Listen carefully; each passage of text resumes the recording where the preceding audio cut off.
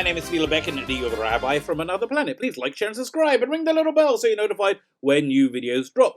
And I have been watching The Witcher, but if you like Doctor Who, not The Witcher, not the current Doctor Who, which is a little bit diverse.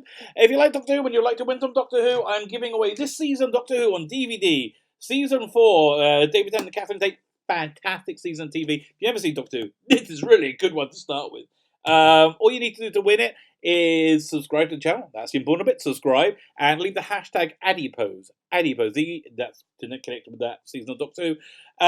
Yes, all the instructions are in the video notes. And best of luck. But again, like, share, subscribe. And by the way, if you hit the like button, that does me good somehow. But I like it. I found since I've been asking people to hit the like button, my channel does better. So yeah, please hit the like button.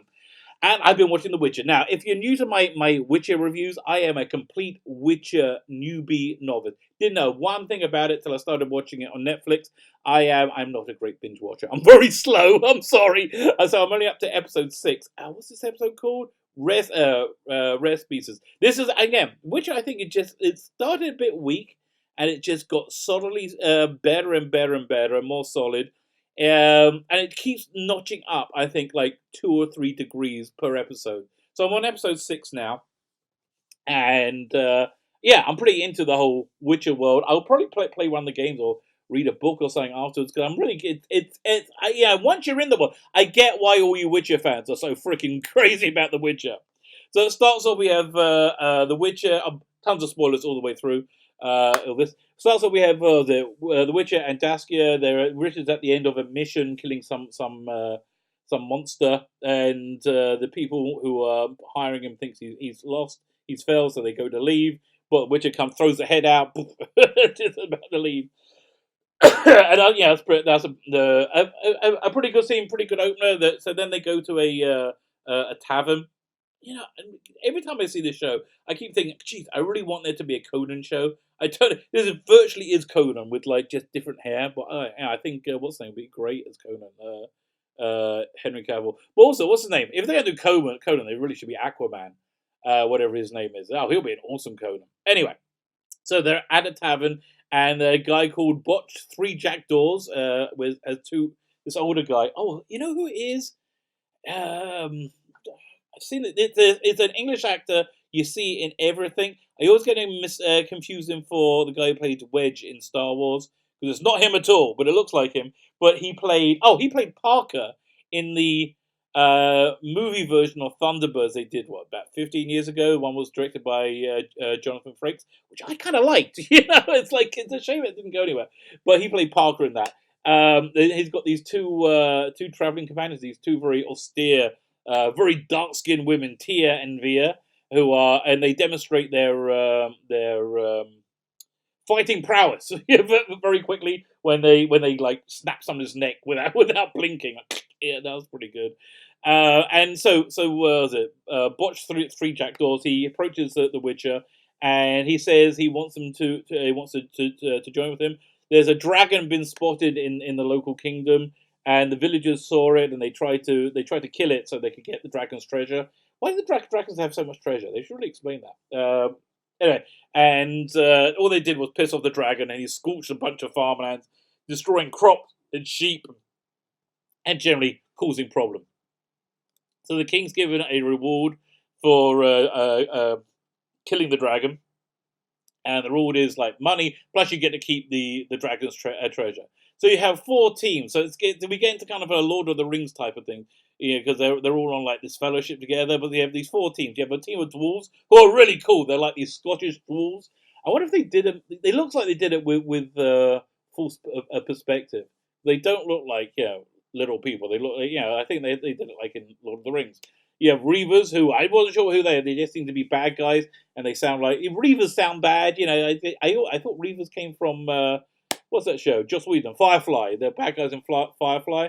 Then you have so far Geralt's not that interested. He doesn't want, because he's like, you're killing a dragon. It's not so easy. You're going to get yourself killed.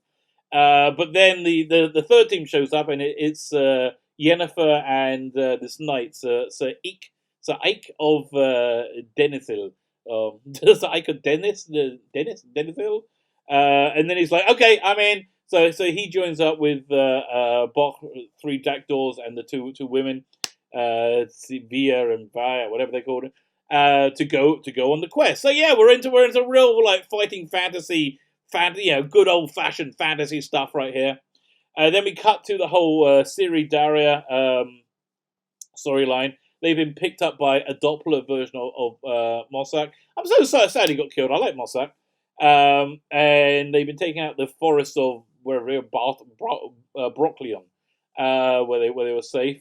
And this Doppler's been hired by the Nilfgaardian guy to get Ciri. And so while they're walking, Ciri kind of rumbles. He's not Mousak. I don't know how, because he got all of Mousek's memories. And a fight breaks out. He knocks out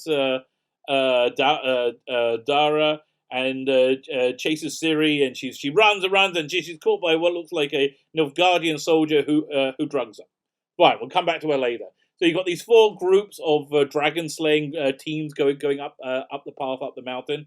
The dwarves and the witches groups kind of form a pack. They're friendly with each other.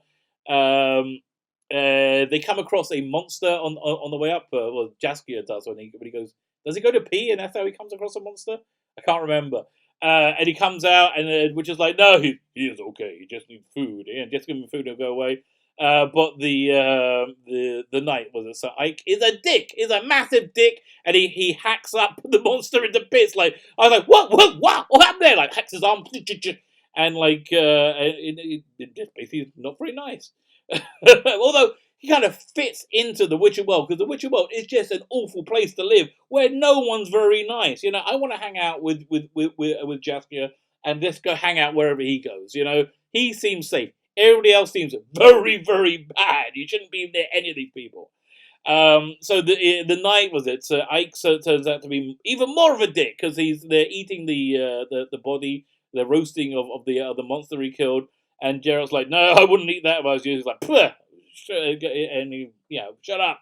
And so he eats eats some of the monster flesh, and then he runs off and has like projectile diarrhea. It's like for like hour forever. So yeah, that was kind of fun.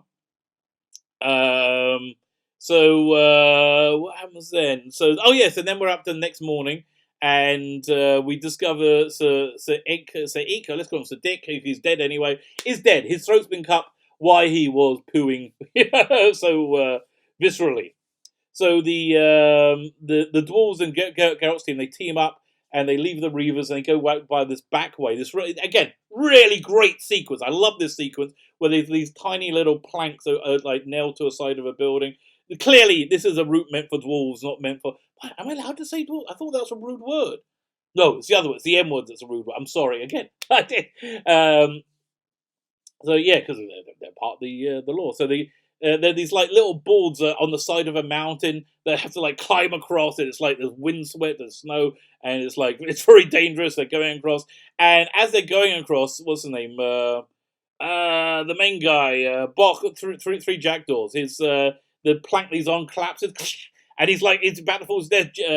Garrett goes and holds his chain. They're chained together to try and save him. But he's like he lets himself be killed. He falls off, but not before saying that Geralt can still continue on to protect those who still live, which nobody really knows what that means. Fine. So after they make it through that bit, Yennefer has a bit of a chat with Geralt, and explains that she wants the dragon, so she makes some elixir, some potion that will hopefully give her back her fertility. And I'm like, by this point, she must be, I don't know, 60, 70? I'm like, darling, listen, I wouldn't recommend having kids over the age of 25. Quite frankly, over the age of 35, you're going to want to shoot yourself. By the time you're that age, I would just, maybe adopt. Yeah, that's what I would suggest. But no, she's very into it. And the witch is like, that's a bad idea. They talk a bit about like the last time they met and how they liked each other, but they didn't stay with each other. And they kind of apologize for hurting each other, and then they spend the night together again. They seem to be a fated natural couple. They wake up and they discover the next day, and they discover the dwarves have gone, and so they chase after them. And a really cool scene that Yennefer uses like some magic zappy thing to freeze the dwarves in place so they can overtake them. And they find the dragon. They find the green dragon in the in the cave, but the green dragon's already dead, and he's like she's protecting her egg.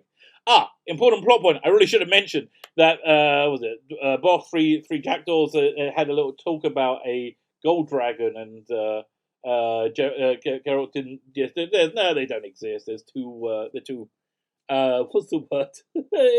Like, there's too much of a perfect mutation. It's like it can't be real.